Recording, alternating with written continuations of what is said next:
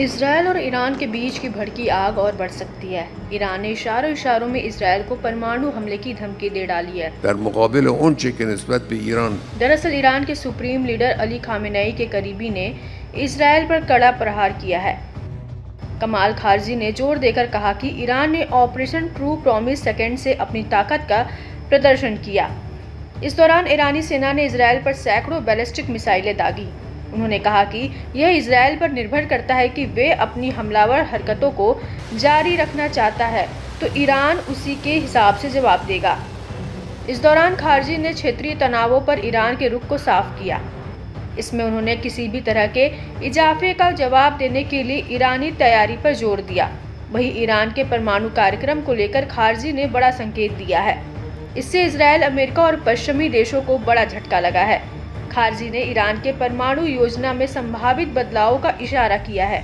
खारजी ने कहा कि ऐसे बदलाव संभव है, खासकर तब जब ईरान को अस्तित्व का खतरा हो। उन्होंने जोर देकर कहा कि ईरान के पास परमाणु हथियार बनाने की तकनीकी क्षमता है। इसको लेकर ईरान को कोई बड़ी मुश्किल नहीं है। हालांकि खारजी ने इस बात पर जोर दिया कि सुप्रीम लीडर अली खामेनेई की ओर से जारी फतवे के चलते ईरान ने अपने परमाणु कार्यक्रम को रोक रखा है। दरअसल अली खामेनेई ने साल 2000 की शुरुआत में परमाणु हथियारों को बनाने पर रोक लगाने का आदेश दिया था। साल 2019 में भी अली खामेनेई ने इसे दोहराते हुए कहा था कि परमाणु बम बनाना और उसका भंडारण करना बेहद गलत है। ये इस्लाम में निषेध है। हालांकि ईरान के पास अभी भी परमाणु तकनीक मौजूद है, लेकिन उसने इससे बचने का संकल्प लिया हुआ है। ईरानी अधिकारी ने कहा कि नीतिगत बदलाव प्रोजेक्टाइल पर भी लागू होंगे। ईरान की मिसाइल ताकत को सब जानते हैं, जिसने अलग अलग अभियानों में अपनी छाप छोड़ी है। उन्होंने कहा कि ज़रूरत के हिसाब से ईरान अब तक इस्तेमाल की गई मिसाइलों की रेंज को बढ़ा भी सकता है।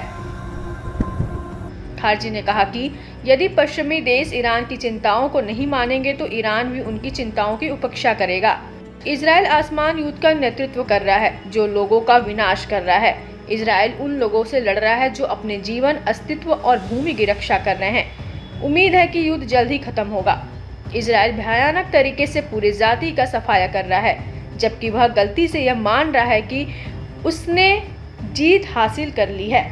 इस तरह की कार्रवाइयों को सच्ची जीत नहीं माना जा सकता, बल्कि मानवाधिकारों का गंभीर उल्लंघन माना जा सकता है। इस दौरान खारजी ने इजराइल की बर्बरता से निपटने के लिए अंतर्राष्ट्रीय समुदाय को जागने और इजराइल पर दबाव बनाने की अपील की।